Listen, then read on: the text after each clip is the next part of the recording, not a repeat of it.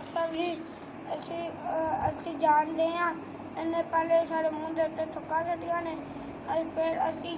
ਫਿਰ ਇਹਨੇ ਫਿਰ ਮੈਨੂੰ ਕੁੱਟਿਆ ਫਿਰ ਅਸੀਂ ਮਾਂ ਭੈਣ ਦੀਆਂ ਗਾਲਾਂ ਕੱਢੀਆਂ ਕੋਈ ਜਾਣ ਕੇ ਲੱਗੇ ਆ ਤੇ ਸਾਨੂੰ ਮਾਰ ਪਾਉਂਦੇ ਆ ਕਿ ਤੂੰ ਇਹਨੇ ਸਾਨੂੰ ਮਾਰਿਆ ਥੁੱਕਿਆ ਕਿਉਂ ਇਹਨੇ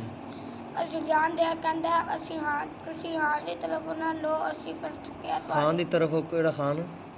ਇਮਰਾਨ ਖਾਨ ਅੱਛਾ ਤੁਸੀਂ ਇਮਰਾਨ ਖਾਨ ਦੀ ਤਰਫ ਹੋ ਤੇ ਤੁਸੀਂ ਸਾਨੂੰ ਵੋਟ ਪਾਏ ਨੇ ਫਿਰ ਇਹਨੇ ਤੁਹਾਡੇ ਤੇ ਥੁੱਕਿਆ ਵੇ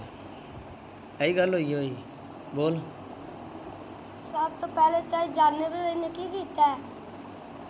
ਉਹ ਬੋਰਡ ਸਾਰੇ ਪਾਰ ਕੇ ਭੱਜ ਜਾਂਦੇ ਕਰਦੇ ਤੁਹਾਡਾ ਇੱਕ ਵੋਟ ਵੀ ਨਹੀਂ ਦਿਖੇਗਾ ਲੋ ਫਿਰ ਇਸ਼ਤਿਹਾਰ ਜਿਹੜੇ ਸਾਨੂੰ ਲੱਗੇ ਨਵਾਜ਼ ਸ਼ਰੀਫ ਦੇ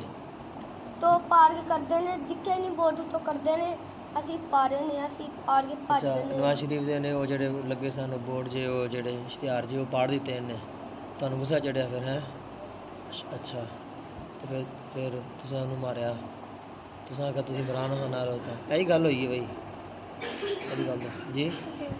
ਤੂੰ ਇਹਦੇ ਕਿਉਂ ਵੋਟ ਪਾੜੇ ਨਵਾਜ਼ ਸ਼ਰੀਫ ਦੇ ਕਿਉਂ ਪਾੜੇ ਨੇ ਸਾਹਿਬ ਜੀ ਮੂਸਾ ਰੋਜ਼ ਜਦੋਂ ਦਿਸੇ ਆਂਦਾ ਸੀ 2-3 ਵੋਟ ਫਾੜ ਕੇ ਆ ਜਾਂਦਾ ਸੀ ਅੱਛਾ ਮੂਸਾ ਜਦੋਂ ਆਂਦਾ ਸੀ ਤੇ ਨਵਾਜ਼ ਸ਼ਰੀਫ ਦੇ ਉਹ ਵੋਟ ਪਾੜ ਆਂਦਾ ਸੀ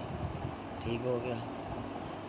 ਤੇ ਫਿਰ ਤੂੰ ਮੈਨੂੰ ਦੱਸਦਾ ਬਈ ਤੇ ਮੈਂ ਇਹਨੂੰ ਡੱਕ ਲੈਂਦਾ ਫਿਰ ਤੂੰ ਮਾਂ ਭੈਣ ਦੀ ਗਾਲਾਂ ਕੱਢਦਾ ਸੀ ਫਿਰ ਮਾਂ ਭੈਣ ਦੀ ਗਾਲਾਂ ਕੱਢਣ ਲੱਗ ਗਿਆ ਕੋਈ ਇੰਨੀ ਲੜਾਈ ਵੱਧ ਗਈ ਹੈ